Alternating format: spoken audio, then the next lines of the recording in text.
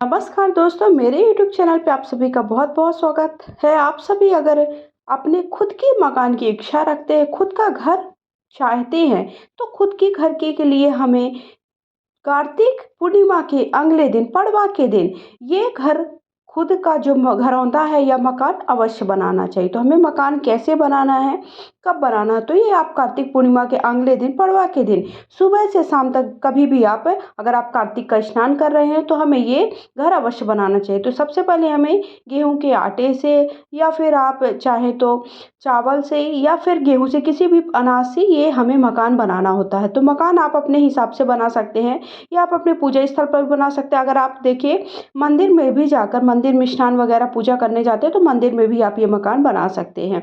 और वहाँ पर चिड़िया की कहानी ज़रूर सुने, चिड़ा चिड़ी की कहानी सुननी चाहिए। साथ ही साथ हमें ये मकान बनाना चाहिए। अगर आपके मन में थोड़ा भी चल रहा है कि हमारा खुद का मकान हो, खुद का छोटा सा भी घर हो, तो हमें ये मकान अवश्य बनाना चाहिए। तो अब कैसे बनाना है, आपको आटा ले लेना है, गेहूं का आटा या चावल का आटा ले लीजिए, या फिर आप किसी भी अनाज से या फिर गेरू से भी ये घर बना सकते हैं। आप अपने कहीं पर भी घर बना सकते हैं, पूजा स्थल में बना लीजिए, जहाँ पर भी आप बनाना चाहें तो ये घर ज़रूर बनाए। तो घर देखिए मैंने चारों तरफ से इस तरह से बाउंड्री बना ली है और दरवाज़ा बना लिया। उसके बाद हमें जितने मकान आप चाहते हो उतने मकान आपको बना लेने हैं।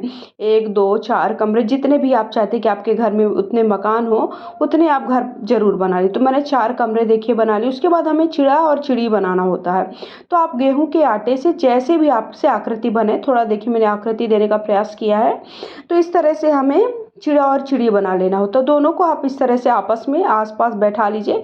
यहाँ पर आप स्वस्तिक वगैरह भी बना सकते हैं, या फिर इसी तरह से हम चिड़ा और चिड़ी को दोनों को बैठा लिए हैं। उसके बाद चारों कमरों में हमें देखिए इस तरह से दीपक रखने होते हैं। तो आप घी का या तेल का, जिसका भी आप दीपक जलाना चाहे, ये पूजा आप सुबह से शाम तक कभी भी कर सकते हैं। जब आपके पास समय रहे तभी आप मकान बनाकर ये पूजा कर सकते हैं। आप घर की इच्छा रख रहे हैं कि आपके घर हो, आपका खुद का स्वयं का घर हो, आप कहीं पर किराए से घर ना रहें, तो ये आप कार्तिक पूर्णिमा के अगले दिन घर जरूर बनाएं। तो इसके बाद देखिए 4 दीपक मैंने पूरे कमरों में, चारों कमरों में, उसके साथ एक दीपक जहाँ पर बरामदा है वहाँ पर, और उसके साथ साथ 2 दीपक मैंने दरवाजे के पास जला दी। या फिर आप क्या कर सकते हैं, वहाँ पर आप मोमबत्ती भी जला सकते हैं। उसके बाद आप सभी का हम हल्दी कुमकुम से पूजन कर देंगे, सभी की दीपक का, सभी कमरों का।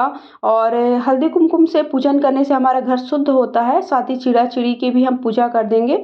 और उसके बाद हमें चिड़ा चिड़ी की कथा सुननी होती है। तो सबसे पहले हम सभी का दीपक का और चारों कमरों का और साथ ही बरामदों का, जो भी दीपक वगैरह प्रज्वलित किए हैं, सभी का पूजन कर देंगे हल्दी कुमकुम लगा करके। तो इस तरह से मैंने देखिए हल्दी लगा दिया है और सिंदूर लगा दिया है। तो सभी का हमको पूजन करना होता है। चिड़ा चिड़ी हमारे घर के मुख्य मेंबर होते हैं। जैसे कि हमारे घर का मेन जो सदस्य होता है, जो हमारे घर का बुजुर्ग होता है, उन्हें हम चिड़ा चिड़ी का भाव लेते ही उन्हें बनाए हैं। फिर अक्षत समर्पित कर दीजिए। अक्षत के बाद हम पुष्प चढ़ा देंगे, और पुष्प चढ़ाने के बाद हम इस तरह से देखिए पुष्प चढ़ा दिए। आप 1 का सिक्का भी यहाँ पे सारे कमरों में रख सकते हैं, ताकि आपके घर में हमेशा, और इस तरह से हम खील बतासे रख देते हैं ताकि हमारे घर में खुशहाली बनी रहे और हमारे घर में अन्न धन की कभी कमी ना हो और अनाज का भंडार बना रहे। इसलिए खील बतासे, और साथ ही चिड़ा चिड़ी को खाने के लिए भी हमने खील बतासे रख दिए हैं।